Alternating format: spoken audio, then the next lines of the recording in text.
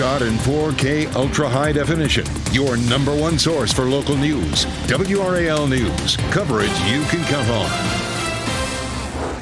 We have a freeze warning and a frost advisory in effect this morning, but I'll show you why this will be the last warning this week. It'll be this cold. Firefighters have just left a structure fire here behind me, but coming up, I'll tell you if anybody was hurt. WRAL has confirmed more than 150 cases of cancer in people who have worked or studied here at Poe Hall at NC State. And now today, for the first time, students and staff can get some questions answered. And today is the deadline for former President Donald Trump to pay nearly $500 million bond. What could be seized from him if he doesn't pay up? Duke seals his spot in the Sweet 16 after defeating James Madison by nearly 40 points. We'll tell you what you can expect in that next round. And it is the Sweet 16 round, and we do have 3 local teams still in play. This is fantastic. I'm Jeff Hogan. Welcome to your Monday. And I'm Michelle McConaughey in for Renee Chu. What a weekend of basketball. Awesome. It was incredible. So really exciting. We'll get to that coming up. But first, we have to get to meteorologist Elizabeth Gardner because it is cold out there this morning. It is cold weather again, but we do have a big warm up in our forecast this week. So this is not going to last long. But the dark purple area here is where we have a freeze warning, where temperatures could be at or below freezing this morning. And then in the light blue area, which is our southern counties, including Fayetteville and Clinton, that's where we have a frost advisory, meaning there could just be a little bit of patchy frost for us to start off with. We take a live look at Goldsboro this morning. Our skies are clear. We've got a beautiful moon out there. The moon is full right now. It's gorgeous. 37 is the temperature in the triangle. We have a light wind coming out of the northeast, so not much of a wind chill. We take a look at temperatures. It's 32 in Roxborough and South Hill, 36 Southern Pines, 36 in Fayetteville, 33 Goldsboro, 35 in Rocky Mount. But you know the drill. We probably won't see our coldest temperature until around 7, so we have a lot of time for these temperatures to drop. And there's a little bit of a wind chill. It feels like 30 in Southern Pines. It feels like 30 in Rocky Mount. It feels like 26 degrees in South Hill.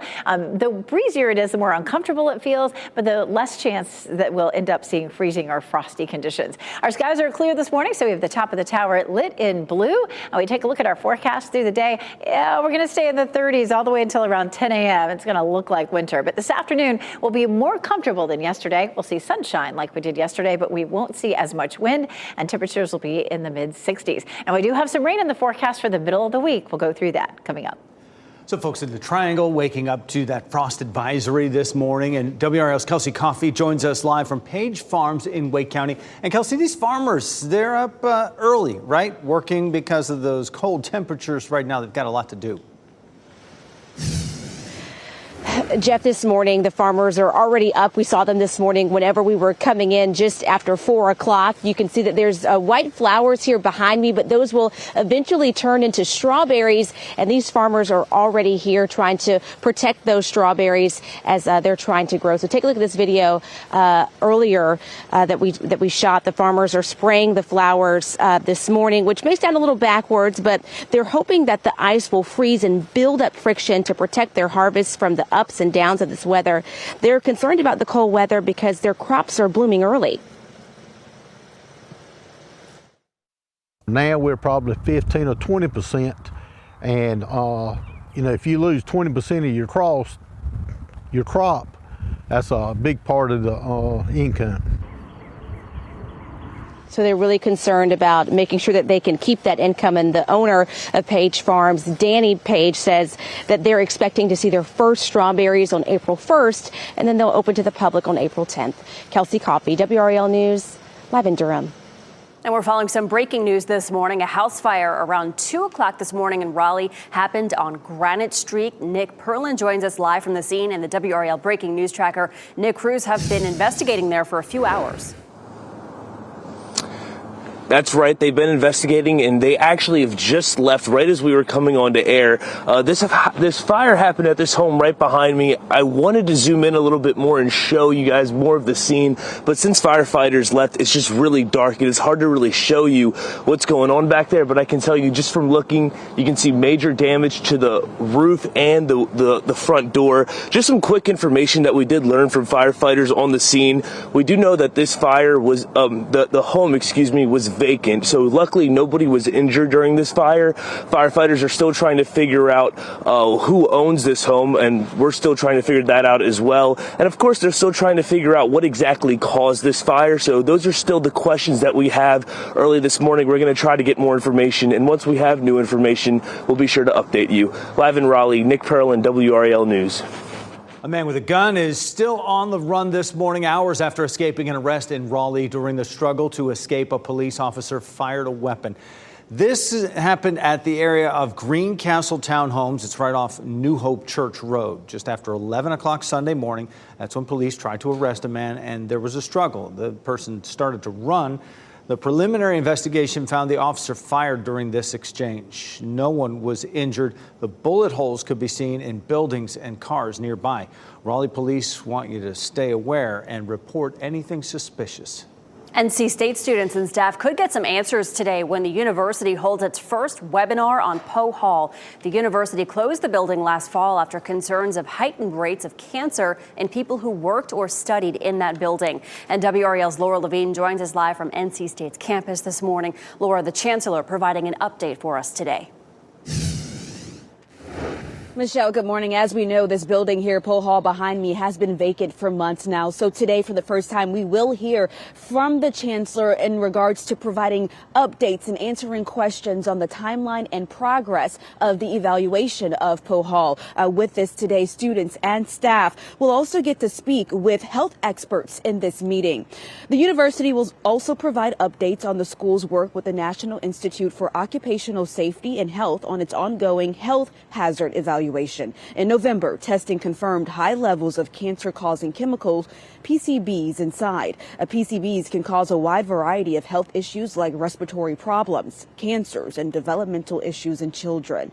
Since the closure, WRAL 5 on your side has independently confirmed 152 cases of cancer in people who have worked or studied in Poe Hall. In an exclusive interview with Chancellor Randy Woodson, he tells WRAL's Keely Arthur that the university won't be able to respond to specific health questions until more building testing is completed. There's so much anxiety around the fact of, was I exposed? Am I going to get sick? And we're working on it as quickly as we can. The chancellor says that the testing should be completed by the end of April. Again, this meeting is only for students and staff here at NC State, but it will be available online later as well. We'll keep you updated on what happens during this meeting. Laura Levine, WRAL News, live in Raleigh. A man charged with 2 murders that were committed 2 days apart will make his first court appearance in Durham today. 41-year-old Daryl Hart has been charged in the death of LaRon Allen. Allen died February 8th on Denfield Street. Hart is also charged in the murder of Gregory Hedden, who died on February 10th on Horton Road. Hart was taken into custody February 29th in Charlotte after leading police on a chase. Durham police tell us that both homicides are isolated incidents. Former President Donald Trump is facing a critical deadline today in his biggest legal battle yet. A court has ordered that he submit a $464 million bond today. This all comes after a judge found him, his family, and the Trump Organization liable for fraudulent business practices. If Trump doesn't come up with a financial guarantee today, New York's Attorney General can start the process of collecting on money owed. That could come down to ordering some of the former president's properties to be seized. Trump's lawyers are trying to stop that from happening. They've asked a court to put collection efforts on hold while he appeals the verdict. UNC Hospitals, UNC Health Rex, and UNC Health Chatham are ending some temporary age-based visitor restrictions today. Visitors 11 years and younger will once again be allowed into those inpatient areas and waiting rooms. Visitors with respiratory symptoms will still be prohibited from those areas. The change is because of decreasing hospital admissions for flu, RSV, and COVID. President Biden and Vice President Kamala Harris will visit Raleigh tomorrow. They'll attend a private fundraiser in Raleigh where the lowest donation to attend right now, $3,300. Biden and Harris will also be delivering remarks during their visit. WRAL will provide full coverage of their visit. Russia has been left reeling in the wake of the nation's worst terrorist attacks in decades. The 4 suspects in the concert hall attack were brought to court individually in Moscow yesterday. The same day declared a national day of mourning for the victims. 3 pled guilty on all charges, and all of them will remain behind bars until they're back in court May 22nd. At least 137 people were killed in Friday's attacks. Moscow's Department of Health says it has started identifying victims through DNA testing, saying the process will take at least 2 weeks. The Duke Blue Devils not only sealed their spot in the Sweet 16, they made sure it wasn't even close. The game was not close. Duke trounced James Madison University by nearly 40 points, 93-55. From the start, JMU was outmatched at every turn. It helps, when you have a guy like Jared McCain, he broke the Duke record today for threes in the NCAA tournament. We've had some pretty good shooters here. And I want to do everything I can to win. And tonight, if that was making shots, making threes, and then that's what it was. So I'm just grateful to even have this opportunity to go to the Sweet 16. Unbelievable. On to the Sweet 16 we go. Let's take a look at how it's shaking out. Duke will play Houston Friday and Dallas. Depending how things shake out, Duke and NC State could be on a collision course to meet in the Elite Eight. And Michelle, that's because NC State will play Marquette in the Sweet 16 on Friday in Dallas. UNC plays Alabama Thursday in Los Angeles. WRL's Pat Welter will be in Los Angeles. Chris Lee in Dallas. Our coverage live starts on Wednesday. So exciting. All right, coming up for us, terrifying moments all captured on camera. We'll show you the moments a mom jumped into action after her teenage daughter was ambushed by a masked man while trying to enter her apartment. Parts of the Midwest are seeing heavy snow and blizzard conditions. We'll take a look at the snowfall from Minnesota to Maine. And we may not be getting any snow, but it sure is a cold Monday morning here. This is a live look at Clayton. Meteorologist Elizabeth Gardner has a look at our weather for the week ahead.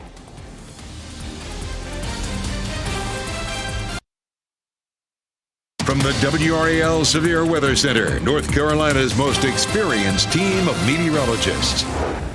4:45, and we're starting off with some freezing conditions this morning. We do have some freezing temperatures up near the Virginia line, but we haven't seen the coldest temperatures yet of the morning. So once we get closer to like 6, 7, 8 o'clock this morning, we may see more widespread freezing temperatures. Frost advisory in effect for our southern counties. And as Kelsey Coffey showed us just a little while ago, the strawberries are already starting to bloom. Farmers are out busy this morning trying to protect those strawberries and some other fruit crops that are starting to bud a little bit. We take a live look at Apex, and all is quiet this morning. Skies are clear. Beautiful moon out there right now. It is 33 in Tarboro and in South Hill, 32 in Lewisburg, 36 Southern Pines, 34 Irwin, and 38 in Goldsboro. So it is a cold start this morning. Our temperature this afternoon, mid-60s. And it was a snowy first weekend of spring for people in the Midwest and the Northeast. Take a look at this. This is video from Vermont, where kids enjoyed sledding after what had been a relatively warm winter. Parts of Vermont and Maine saw nearly 3 feet of snow this weekend.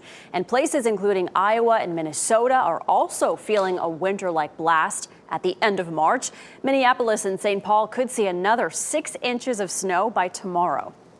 This doesn't make you flinch at all? No, absolutely not crazy at all. It feels good. My dog loves it. They're used to it. Other parts of the country are dealing with heavy rains and high winds. Philadelphia was hit by more than 3 inches of rain on Saturday alone. Heart-stopping video from New York City shows the moment a man tried to kidnap a teenage girl right in front of her front door. And this is video that you see the girl about to go into her apartment. A man wearing a mask jumps in from behind her there, tries to pull her away down a hallway. The girl's mother comes out of the apartment and chases those two down. Off camera, she kicked and fought with that man down a flight of stairs before he let that teen go. The woman suffered a dislocated shoulder and an eye injury, but her daughter was safe. I just had angels by my side. I'm just so grateful and so thankful just to have her back. And police say the man who tried to kidnap the girl is a former co-worker of hers. He pleaded not guilty to a list of charges. An emerging threat to the 2024 elections, artificial intelligence. State and federal officials scrambling to prepare themselves and the public as election season heats up. They're trying to police AI-generated robocalls and fake videos that could spread misinformation about political candidates, even about where and when to vote. WRAL spoke with experts who urged action and state lawmakers about whether they'll take any action before November. Find out what they said and read tips on how to spot those fake ads at the NC Capitol section of WRAL.com. Today, Los Angeles Dodgers pitcher Shohei Ohtani plans to speak publicly. It'll be the first time we hear from him since he fired his interpreter over accusations that he stole millions of dollars from Ohtani to pay for illegal gambling. The accusations came out as the Dodgers were playing the San Diego Padres in South Korea last week. Ohtani says the interpreter stole millions of dollars from him to pay a bookie. He had been Ohtani's interpreter for more than a decade. Ohtani signed a $700 million contract with the Dodgers this past offseason. Today is the start of the Speed a Little, Lose a Lot campaign. The governor's highway safety program is cracking down on speeding. There will be increased law enforcement patrols from agencies across the state working to prevent speeding. NCDOT says speeding is the leading cause of deadly crashes. The campaign runs through the end of the month. Good morning, Ken Smith here in the WRAL Live Center with some breaking news following an Ashanti alert issued for a 22-year-old young woman. Her name is Jessie Nicole Cunias. This is the information that we have right now. Harnett County Sheriff's Office issuing this alert for Jessie Nicole Cunias. She's 22 years old, white female, about 5'3", 160 pounds. Deputies believe she was kidnapped and she could be in some possible danger. She's blonde hair, shoulder-length hair as well, blue eyes. She has pierced ears as well. She was last seen in Benson, North Carolina, in a Honda Civic, the model Civic LS, 2018 black, North Carolina license plate KCN 2043. Again, KCN 2043. We'll keep following this story here in the WRAL Live Center and keep you updated. But again, an Ashanti alert for 22-year-old Jessie Nicole Cunias. Happening today, NC State women's basketball hosts Tennessee at Reynolds Coliseum with a spot for the Sweet 16 on the line. NC State is 3 seed in the region. They advanced to this round with a big win over Chattanooga in the opening round on Saturday. 6 seed Tennessee got here with a win over Green Bay. Tip-off today's second round matchups, 4 o'clock this afternoon, and the winner will play Stanford in the Sweet 16 Friday. And NC State will be looking to join Duke in the Sweet 16. The Blue Devils advanced on Sunday with a big upset win over Big Ten champion Ohio State on their home floor in Columbus. Duke won 75-63. They'll play either Syracuse or UConn in the Sweet 16 on Saturday. Season is over for UNC women. They fell to the tournament's top overall seed, South Carolina, 88-41. The Tar Heels finished the season with a 20-13 record. All right, 4:50 is the time now on your Monday morning, and boy, are we feeling that chill in the air. Meteorologist Elizabeth Gardner with a live look over Zebulon. You need the coat today, that's for sure. You do. And then after that, we're going to see a nice warm up, especially in the afternoons coming up this week. So it's really just this morning that you're going to have to grab the coat. It's still going to be a little chilly tomorrow morning, probably still in the upper 30s, but then after that, things are looking pretty good. Our dew point's 29, so it's a little bit of moisture in the atmosphere for us this morning. We climb into the 40s by around 10 a.m. It's going to be a cool day today, but not as cold as yesterday. Yesterday, we were in the 50s all day, and today we climb into the 60s. Take a look at some of those specific temperatures heading out the door. Look at that. It's 29 right now in Siler City, 32 in Lewisburg, 29 in Henderson, 30 in Roxborough, 33 in South Hill, 35 Wilson, 33 in Goldsboro. So there are a few crops out there that are beginning to bloom. Strawberries, potentially peaches in our area. So the farmers are out trying to protect them from freezing conditions this morning. Sanford's at 29, 32 in Smithfield, 34 Irwin, and again, as I said, 33 in Goldsboro. But the temperatures will likely fall a few more degrees. It's a freeze warning in effect in the purple, and then in the lighter blue, that's where we have a frost advisory. And any of that certainly is concerning to farmers, especially that freeze warning. Temperatures compared to yesterday, anywhere from just a couple of degrees to as much as 5 degrees colder. So it's a noticeable difference this morning.